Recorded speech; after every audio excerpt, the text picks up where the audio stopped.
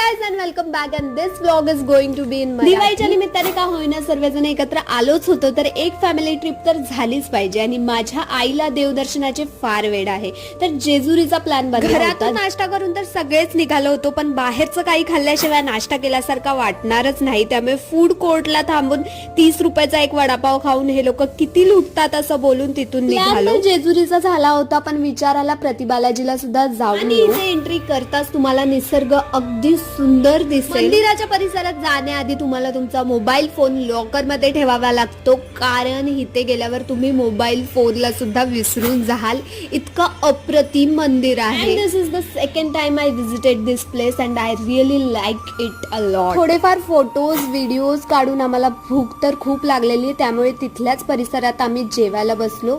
तिथे आम्ही व्हेज थाळी ऑर्डर केली आणि मग आम्ही जेवण केले. For watching if you like it please subscribe.